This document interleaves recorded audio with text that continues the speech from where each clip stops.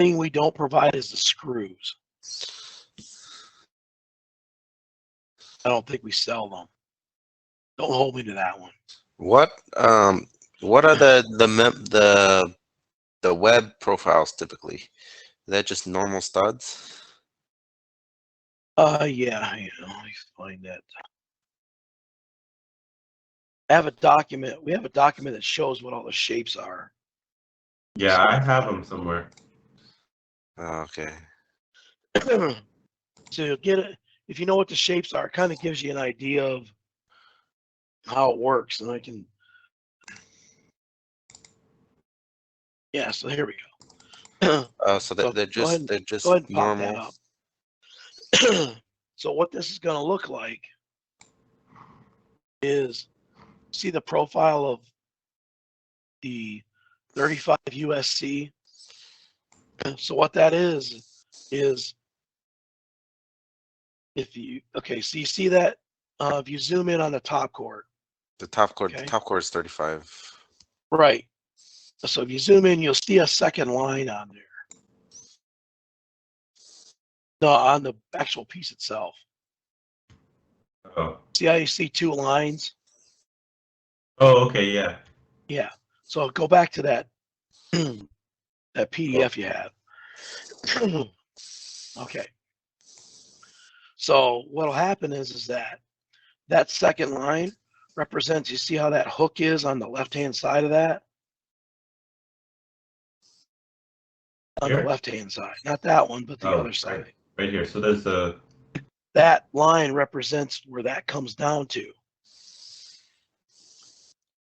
Because you're looking at it as if you're turn it 90 degrees if you're facing it the other way. That's just as an end side. If you had the whole piece and you're looking at it and turned it sideways, you'd be looking at.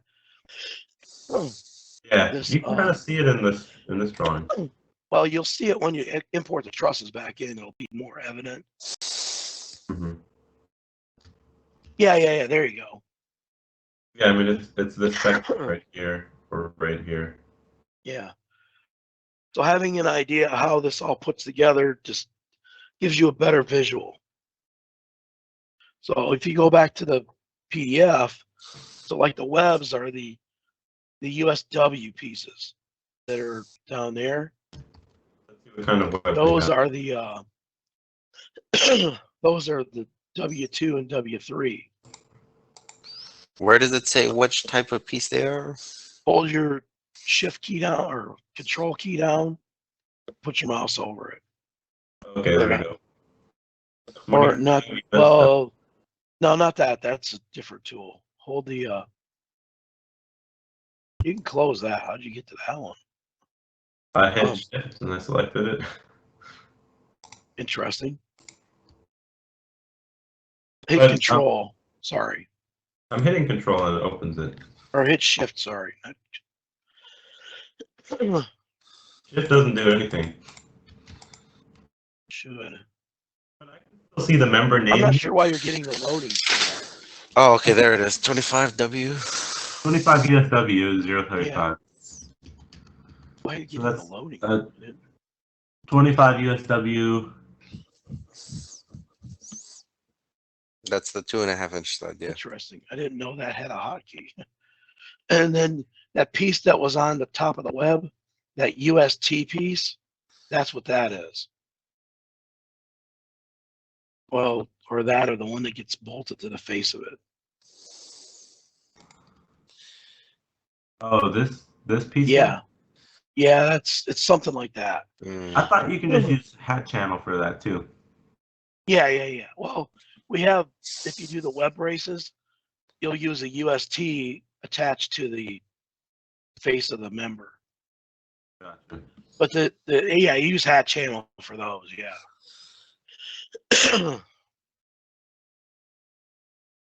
And then this is a 15. Yeah. Why are you getting the loading USW. come up?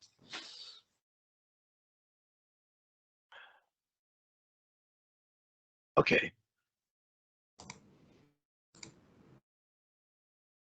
Well, holy crap. Okay. Well, I learned a new trick that I never tried before. Don't control click on a piece because it's going to want you to put a web. Always do the shift. Doesn't do. Oh, there we go. Yeah, don't double click on it either. Let's- Well, you can, but you close that. We'll get So to what- that thing later. What's This the is- benefit of looking at it in this mode? Why is it not showing up here? Oh, this lets you set up a grid for manufacturing. No. That shows you what all the lines. Yeah, that's all the It's planes. complicated. It'll take us a little while to explain that thing.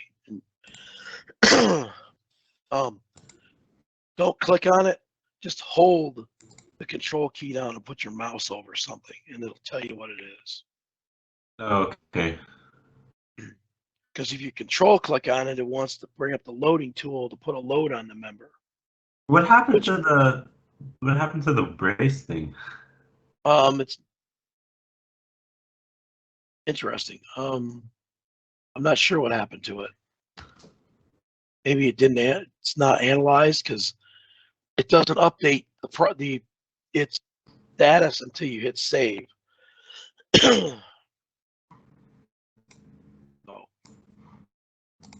anyhow, but as long as you get an idea of what everything looks like, that's the important thing.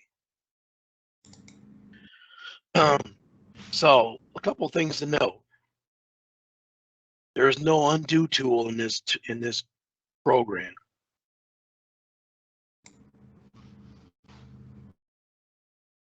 Yeah, I know. That was my reaction to what? So if you do something and that's not what you wanted to do, you got to close the truss and reopen it and start over again. Naturally. Okay. Don't worry, I complain about it every time I talk to the people. All right. So we're gonna go through one thing at a time here. So we'll start all the way at the left and work our way down. You have the commands at the top there under file setup, file edit, setup, analyze, and such. So under file would be the options to create a new job, open an existing job, but only opens the truss part of it. It doesn't do anything to the layout.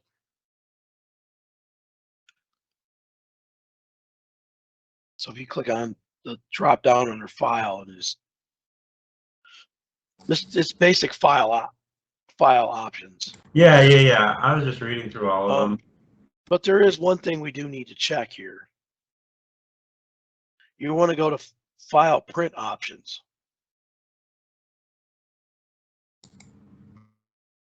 Okay. This is where when you print, what kind of drawing is going to print. So you can uncheck the estimating drawing. What is the estimating drawing? I'm not exactly sure what it even does. I've never got one to print. I don't know what its purpose is. Shop drawing is going to give you a picture of the truss and what the lengths of the pieces are, so somebody could look at it and know what piece goes where.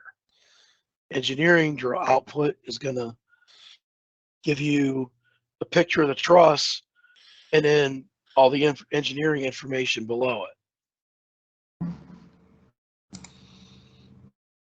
Okay. Okay, so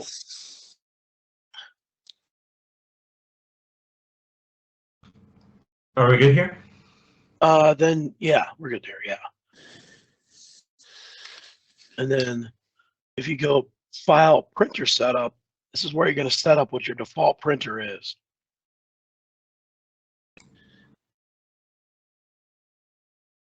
Okay. I would leave it at letter because that's what size our stuff is set to. Okay. This is just for the truss drawings. It has nothing to do with the layout. Got it.